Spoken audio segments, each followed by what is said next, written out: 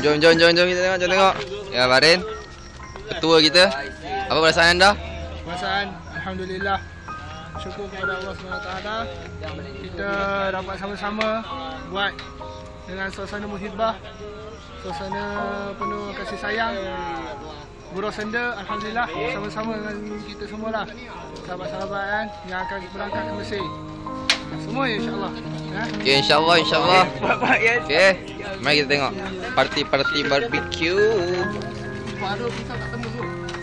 Siapa cakap pisau tak tembus tu? Sini tengok sikit muka.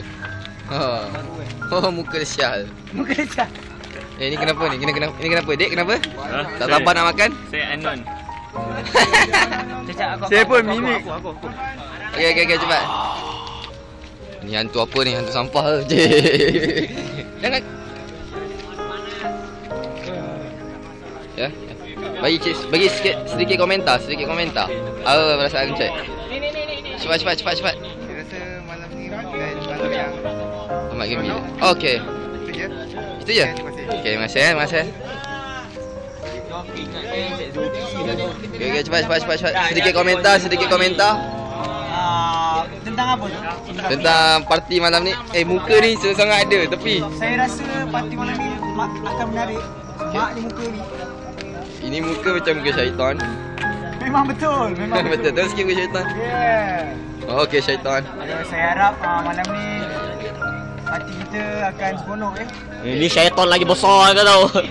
Ni syaitan toyo semua kau. Ya, okey. Sama-sama cerita anda. Nak saya buat pengakuan cik. muka saja. Ini mayones yang akan jadi bahan. Sikit. Ni aku punya. Main. Garingnya. Okey, cepat. Okey, cepat. Apa perasaan? Tak sabar nak makan. Okey.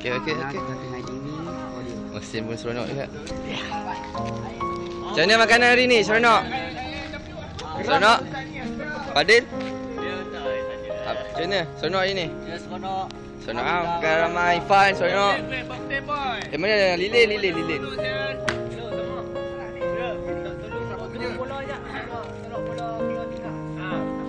Bola main kat mana? Kilo pula pun.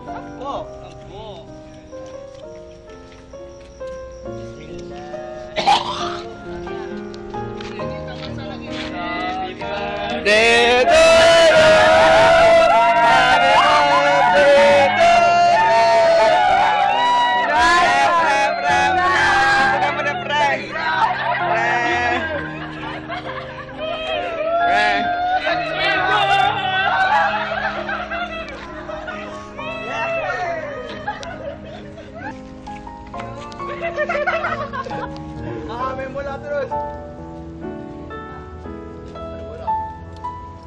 Macam mana best? Jemput aku. Abek setia dengan baranya. Like bro, ini orang yang kena prank tadi. Dia bermandi mayones. Cool sikit. Chill muka sikit. Apa perasaan cik? Tai. Oh, tai. Bodoh siap.